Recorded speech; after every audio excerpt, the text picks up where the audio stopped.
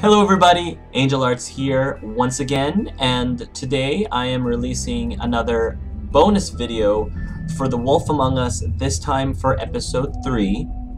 In this video I'm going to be going over first the extras, I guess the codex of the game that we were able to collect in this last episode, and then after that I'm going to start talking about more theories, more musings, not only from me, but also from some of you viewers out there.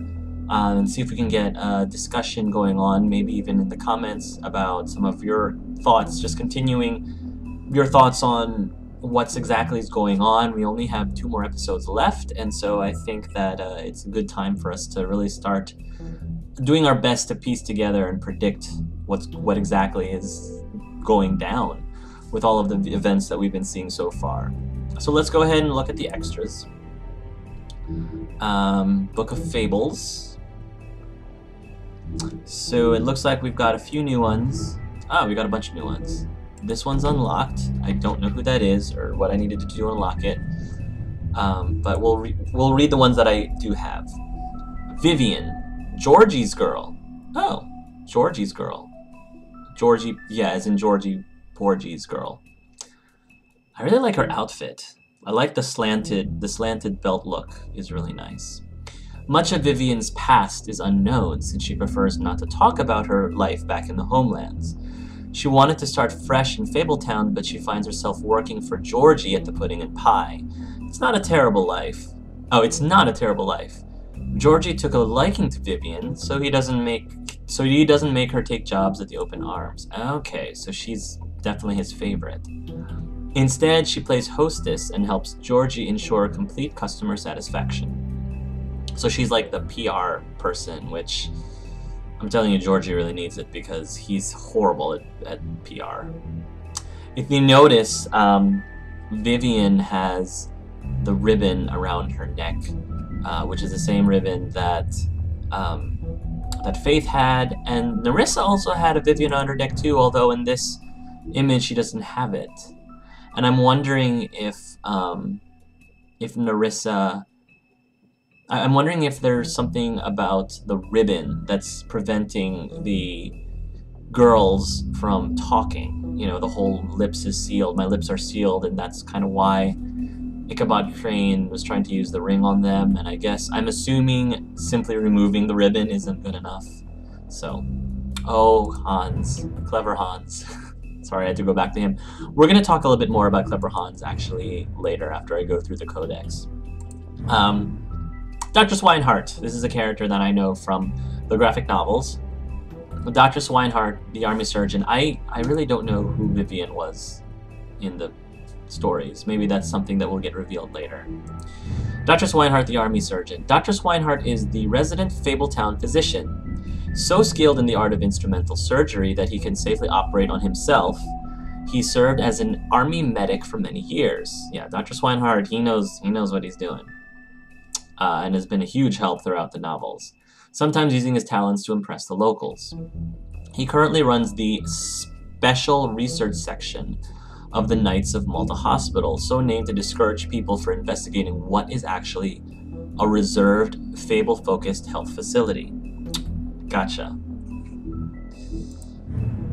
Oh, Flycatcher. Also known as the Frog Prince, if you didn't catch that. A former prince turned to a frog by a witch. The friendly, genial Flycatcher now carries the nickname as an unsubtle reference to his propensity for catching and eating flies. Yeah.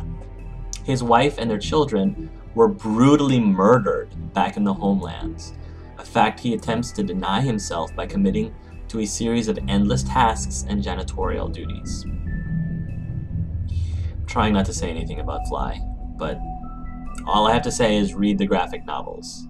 If you like The Wolf Among Us and you haven't read Fables, the graphic novels, I recommend that you do, because they're fantastic. Absolutely fantastic storytelling.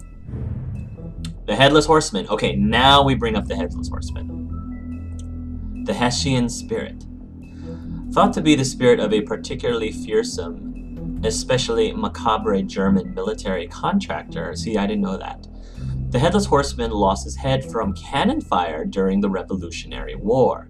Most famous for hounding Ichabod Crane one night in the woods of Sleepy Hollow, it is rumored that this phantom is only the most recent incarnation of a primordial demon, whose previous forms include a middle-aged chieftain who brandished a whip made from human bone, and a Scottish lord who was decapitated in a fight over shares of land. I'm pretty sure that Headless Horseman's influence is what's causing these murders, because they're decapitating them. I mean, it fits, right? So I don't know if the Headless Horseman is actually doing it, or somebody is trying to behave like the Headless Horseman, trying to mimic the Headless Horseman somehow as a homage to him. I don't know what the motive would be. The Trip Trap Bar, the watering hole. The oldest bar in New York City, the Trip Trap was established in 1725 in secret by Starcad, the legendary Viking and reprobate, as a place for fables to meet and drink and commiserate. Known then as the Grammarian's Tavern, he eventually lost it in a bet to a tribe of mountain trolls, who quickly renamed it and made it their own. Holly is the current proprietor, having inherited from her mother when she died in a boating accident in the earlier 20th century. Huh. Okay, well, that's interesting. Auntie Greenleaf, the white deer. Horticulturist, alchemist, and lover of animals, Auntie Greenleaf is one of the few rogue witches still living outside of the 13th floor. She's an apostate. Unsupervised and unrestricted. Yes, she's an apostate. Rumored to have lost a daughter in the homelands. She suffers paranoia and depressive mood swings. Okay, so I'm wondering if the daughter the daughter form that she took was actually in the same likeness as her real-life daughter. She suffers paranoia and depressive mood swings, and will only venture outside at irregular hours under the guise of an ethereal white deer, an oft-whispered specter of Brookhaven natives. The glamour tube and the handy disguise. Glamours can be produced in a variety of ways, but one of the most common, due to its ease of use, is to take a small hollowed-out tube or container and place within it several items unique to whomever the caster wants to copy. Okay, so that's why we found the lock of hair, Snow White's lock of hair, and the photo. A witch is required for the reactionary charm. Two downsides of this glamour is that totally unique appearances are completely impossible, right? Hence, Lily's not exactly matching Snow White. And the nature of the vessel makes it quite unstable. And yeah, I guess we've seen that once you open the tube, the glamour breaks. And I don't know if the glamour breaks in any other way. Ring of Dispel. The Arthurian band. Oh, I'm not very good with my King Arthur literature, but I'm wondering if the Ring of Dispel is an actual artifact in King Arthur lore. Reputed to be fashioned by a Byzantine clan in an attempt to ward off a coven of witches, the Ring of Dispel, or Dispelling Ring, or Magic Cancelling Ring, eventually was given to Lancelot. There we go. Eventually was given to Lancelot by the Lady of the Lake. Recovered by the business office after the emigration to New Amsterdam, it was assigned to Greenleaf for caretaking. So they assigned it to Greenleaf even though she's not officially even though she's not technically one of the witches of the 13th floor, they're giving it to her for caretaking. Well, I guess because it's lost its power, I guess it doesn't matter too much. Bloody Mary, the urban legend. The true history of the person known as Bloody Mary is almost completely unknown, even to fables, most acquainted with its members. Her name, Mary, at least, is not up for contention, nor is her penchant for shocking violence, an inlaid resistance to magic and spells, and a strange ability to use any reflective surface as a portal. That's pretty cool. Effectively short-cutting space and time. She's a Time Lord? That would be really scary. Thought by Mundies to be the wailing apparition of a childish ghost, though any evidence of that is yet unseen. Okay. Cool. And then our achievements, I mean, it's just, stuff that we get for recovering enchanted. Yeah, completing episode 3. Right. Severe case of lycanthropy, huff and puff. Alright. So these are all things just by completing certain chapters. So for those of you who are curious, I definitely was. I wanted to talk about the background of Clever Hans, because I had never heard of him before. And apparently Clever Hans is a fairy tale collected by the Brothers Grimm. It's about a boy who ruins his engagement with a girl through a variety of comedic events. The title is claimed by most people to be ironic. A boy named Hans has a conversation with his mother every morning. In the morning conversations, he's simply telling her that he's going to meet his fiancée, Gretel. Oh, so his fiancée is Gretel. So I guess Hans, maybe the Grimm fairy tales decided to make another story, a completely different story, where Hansel and Gretel were brother and sister.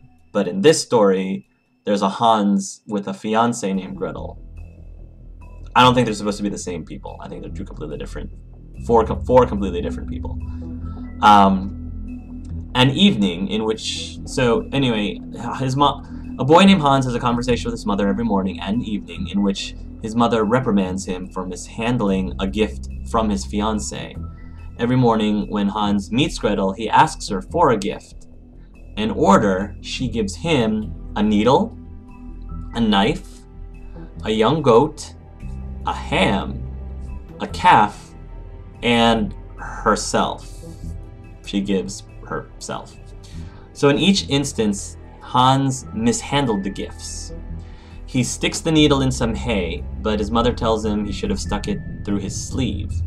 So he puts the knife in his sleeve, but is told that he should have put it in his pocket. So he puts the goat in his pocket. This is really weird. How does... Okay. He puts the goat in his pocket, thus smothering it. That's Clever Hans has some pretty big pockets. I mean, he's a pretty big guy, so I guess that would work. He ends up smothering the goat, and the mother tells him he should have led it by a rope. So he tries to lead the ham by a rope, and dogs steal it, with his mother telling him that he should have carried it on his head, or in some versions under his arm. He carries the calf this way, but it kicks him until he drops it and it runs away. He is then told that he should have tied it in the stable, so he ties Gretel in the stable, and the story ends when he misunderstands his mother's advice. Cast your adoring eyes at her, and gouges out the eyes of the livestock he owns to throw them at Gretel.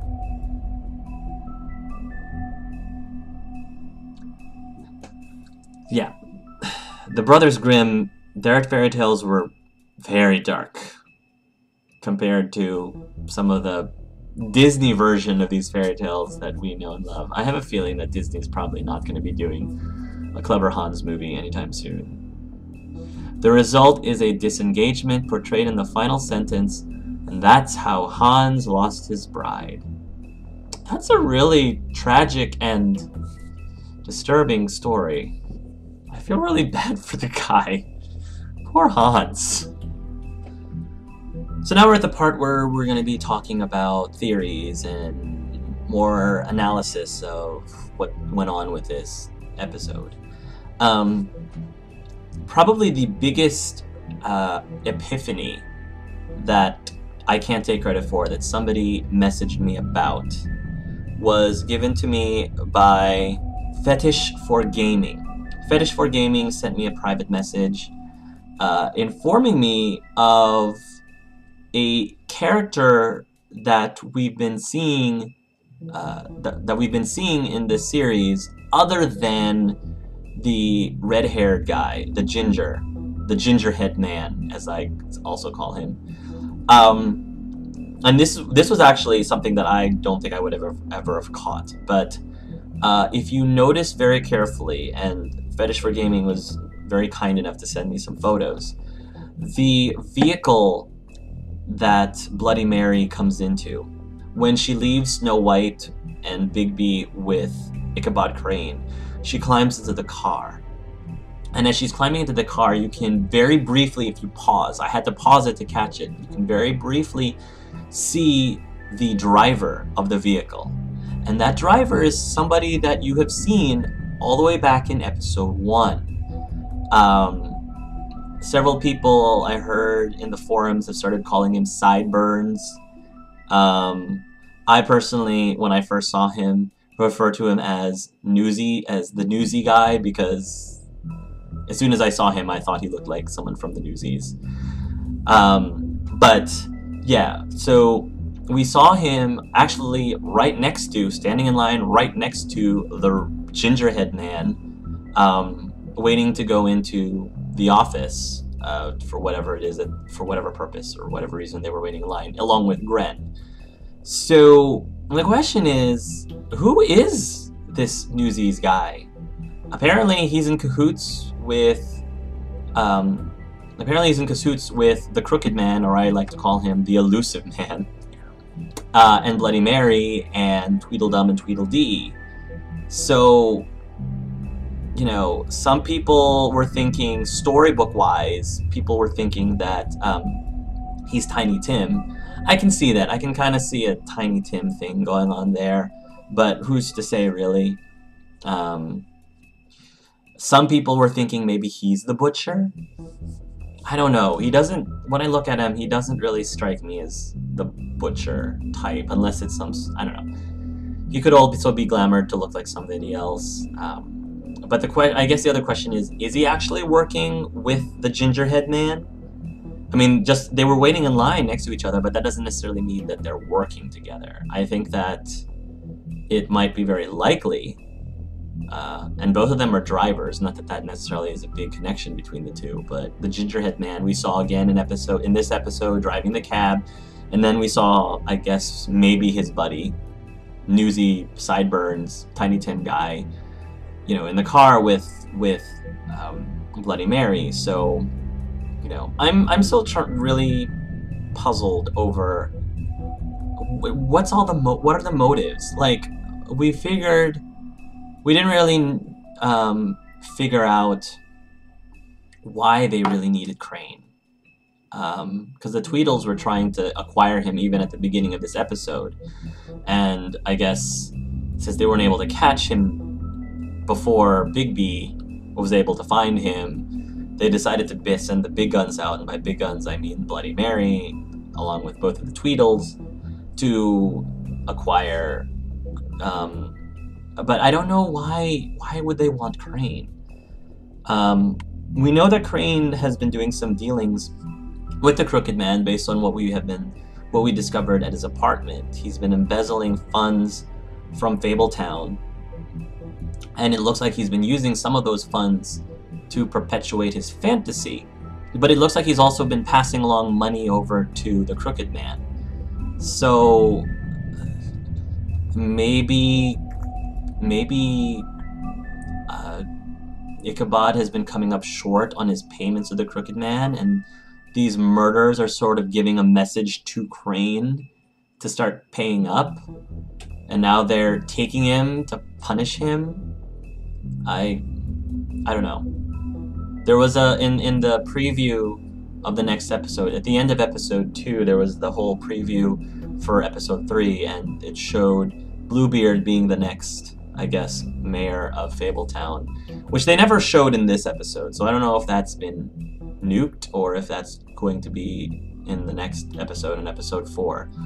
But if Bluebeard's going to be the next mayor, does that mean that the Crooked Man is going to continue to want to collect or blackmail Bluebeard? I don't see Bluebeard being very easily blackmailed, so I don't know how that's going to work. At any rate, that's the only thing that I can think of as the reason why they would want Ichabod Crane. And then the next question is, are they necessarily involved with the murders? Because the Tweedles have been very particular about saying that neither of them have killed anyone, but that doesn't necessarily mean that Bloody Mary or the Crooked Man, the Crooked Elusive Man, or even Newsy or the Gingerhead Man haven't killed anyone. I don't know. I'm not positively sure if they're involved. The other thing that I'm wondering is, where in the heck and when did Bloody Mary acquire the woodsman's axe? the woodsman's sweet axe. Because I think the last time we actually saw the axe was way back in episode 1, right after we rescued Faith. Because Bigby, you know, the axe ended up in Woody's head, thanks to Faith. And then Bigby pulled it off and then just kind of tossed it to the side in the sidewalk. And I don't think we've seen it since. Like, I don't think the next time we saw Woody in the Trip Trap bar, I don't think he had the axe with him. So, did he lose it before? Did Bloody Mary get it from him prior to seeing him in the Trip Trap? Because I don't see Woody coming to, waking up, and then just leaving his axe behind. He would, unless he took a really bad blow to the head, which I guess he did, would he have just left his axe there for anyone to take it? By anyone, I mean Bloody Mary. Or did he take the axe with him? I still think that maybe he took the axe with him. I think. Which then begs the question, did Bloody Mary steal it from him? Or is there some sort of deal going on with Bloody Mary? Is he in cahoots with Bloody Mary in some way? Like, there's just a lot of questions about the axe, surrounding the axe and how it got into possession. Then the last thing that I was trying to figure out is there's another clue in episode 1 that had never gotten addressed, and that's that piece of cloth. We brought it up, and it just was never, it has not yet become really, there's been no reference to it. So, I mean, I've been looking around at all of the characters to see who wears jeans, because according to Bigby, the piece of cloth was from jeans, and the only person with jeans that I have noticed so far is Jack, and he does seem to have ripped jeans. But why would Jack have anything? I don't think Jack has anything to do with the murders, though. Would Jack have been the one to deliver Snow White's, or the fake Snow White's head in front of the... I don't know. Like, Jack is a sleazeball. Total sleazeball, and you can't trust him, but I don't know if he would have anything to do with Snow White's murder. Maybe for a price, but I don't know. That just doesn't really sit well with me. I don't think I believe that. I don't know. But yeah, that still bothers. The piece of cloth still bothering me because nothing has really come out of it yet. Other things that people have mentioned, Jacob Sturdivant mentioned the ribbon again that I was talking about, the significance of the ribbon, wondering what that was all about. Aeschylus Shepherd brought up what exactly is with the earthquake. There's like an earthquake or booming sound that you hear in Auntie Greenleaf's apartment. Whenever you talk about burning or destroying the tree, you hear this earthquake sound. We're destroying the tree. No! I thought that was pretty interesting. I didn't notice it at all until Aeschylus Shepherd pointed that out. I don't know how significant that is. Maybe there's this greater force that's responsible for the murders, and somehow destroying the tree matters to this greater force. I don't know. Just an interesting thing that I didn't catch. Zora's Zelda, just wanted to mention, I apologize if this is a spoiler, it's only a spoiler for people who didn't make the exact same decisions that I made, but apparently if you save Lawrence in episode 1, he ends up showing up at the funeral. Which I think is interesting, and I wonder if you would have been able to interact with Lawrence at all, because I don't know if you actually get to... I was told that, unfortunately, you don't really get to interact with Lawrence at all in episode 2 if he survived, which I think is kind of a waste, especially since episode 2 wasn't really that long. So... And then last but not least, I can't pronounce, I'm sorry, Stygian Dietz was talking about Bloody Mary and how maybe she is glamoured as the redhead guy, glamoured as the gingerhead man, which I can see, especially since, you know, you see the gingerhead man alongside of alongside of the Newsy guy. But, and that kind of makes sense too, because if the Tweedles and the Gingerhead Man are actually working together, then maybe if you remember again when I pointed out, you see the red-headed guy, the Gingerhead Man, falling by the couch during Bigby's chase scene, when he's chasing Tweedledee through that apartment. The redheaded guy appears with the couch, and I'm thinking maybe Bloody Mary, as the Gingerhead Man, purposely did that to try to slow Bigby down while he was chasing Tweedledee.